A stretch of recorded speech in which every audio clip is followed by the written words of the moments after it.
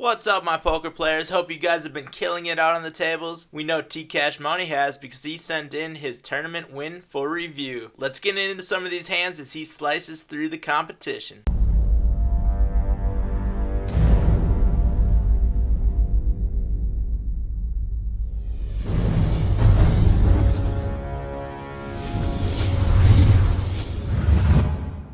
Before we get going, I just want to say if any of you guys also want to send in your footage for review, you can send in your hand histories on America's Cardroom, your hand numbers, which I can then enter into the replayer, which I'm going to show you today. Another great feature of America's Cardroom. Or you could get a screen capture system and send in that file as well. I use Camtasia, which I will put a link down in the video description for. I also do all my video editing through Camtasia as well. Here's the email address you guys can send everything to. There is also a link down in the video description to sign up for the email list. When you send in your hand histories or files, please include any description you have. If you did a screen capture and you have a HUD, please give me a layout of your HUD so that I know which stats are being represented and where they are in your HUD layout. First hand we're looking at is Ace 10 offsuit from the button. We have an early position limp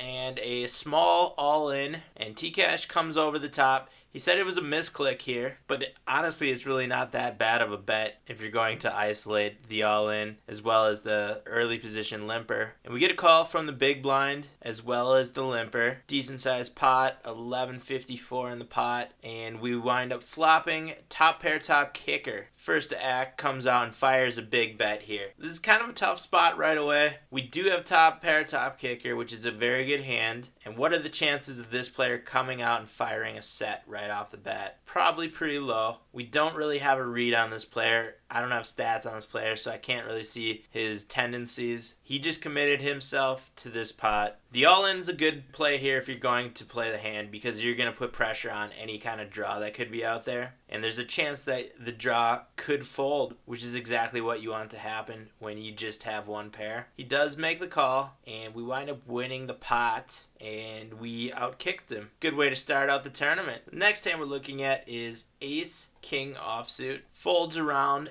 to the hijack seat, who makes a limp. TCashMoney makes a good isolation bet here on the button. Good bet sizing, and the small blind comes back over the top and raises all in here with about 2,400 to call here. I think this is a pretty easy call, which he makes. And Senior Clutch moved all in with Ace 10 offsuit. And TCashMoney picks up another big pot on his way to the victory. The next hand we're looking at is 6-7 offsuit from the big blind. We have a raise from the cutoff, a min raise. Folds around TCashMoney, who makes a call in the big blind. TCash did say on this hand that the pre-flop raiser was a very fishy player. It's a pretty loose call pre-flop with a 6-7 offsuit, but against a fishy player, you're both pretty deep stacked. I could see you making this play just for the pure fact that you could outplay him post-flop, which is pretty much what happens, but we check the flop.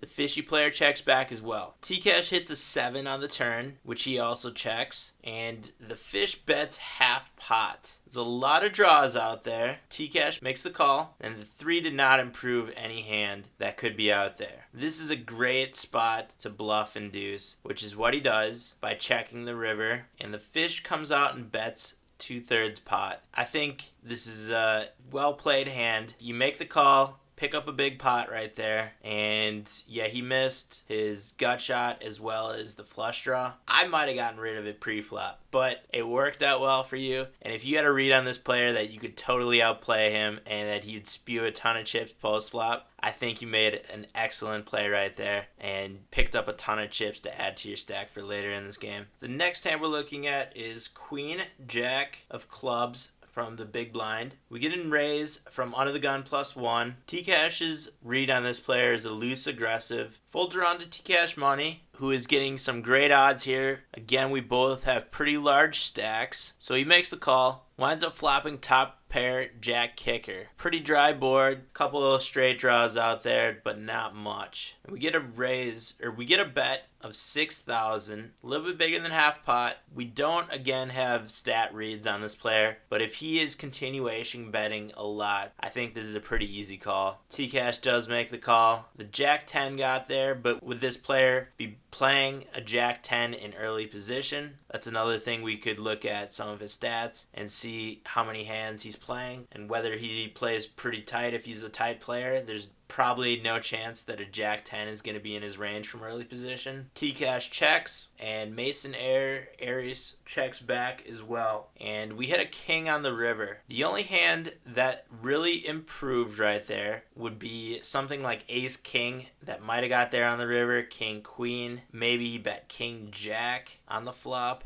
And he jams all in, and this is a really tough spot. We know that jack 10's probably not in his range, and I wish we had stats on this player because then we could see how often he river bluffs. With second pair, this is a tough one, man, and you're almost pot committed with the chip stacks here. I don't think you can lay it down. Tcash Money doesn't. And we pick up a really big pot right there with a river bluff that Mason Aries threw out there. If you bet the river, you're probably only going to get called by hands that beat you. You might get called by maybe some 9s, some 8s. Maybe if he's really loose, he'll call with a low pocket pair. But I think you played that one really well, and he put you on a tough spot, but he made the right call there. The next hand we're looking at is ace king offsuit under the gun +2. Tcash Money makes it a little bit bigger than 2x, which is a good size raise. We get called immediately by another deep stack to the left, and we also get called from the big blind, who is also deep stack. We have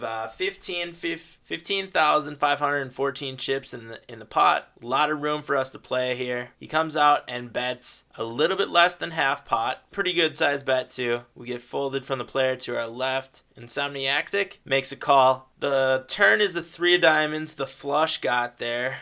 And he comes out and bets. Only a third of the pot, though. Tcash makes the call. 9 on the river. The queen jack now got there. 47,524 in the pot. Insomniactic bets again, 1/3 of the pot. At this point, you can't get rid of it. You're pretty much calling any bet. So he does make a call. I think it's a pretty easy call, and he wins with top pair, top kicker. Just outkicked Insomniactic. Insomniactic was pretty much throwing out blocking bets there on the turn and river to prevent any flush from raising. I think if he gets raised at any point there, he'll get rid of the hand. I think he played it pretty well. I don't think we would have got much more out of him. Maybe a little bit larger flop bet with a lot of the draws out there. But I think that one was played well again. Damn, Tcash. Look at that stack size. Just killing this table. That's what I'm talking about. Folds around to Tcash Money on the button, who makes a raise. This time he has ace 10 offsuit, and we get a 3-bet from the small blind. Tcash makes the call and winds up flopping trip aces. D-Marks is almost pot committed here. D-Marks comes out and bets about a 1/4 of the pot on the flop.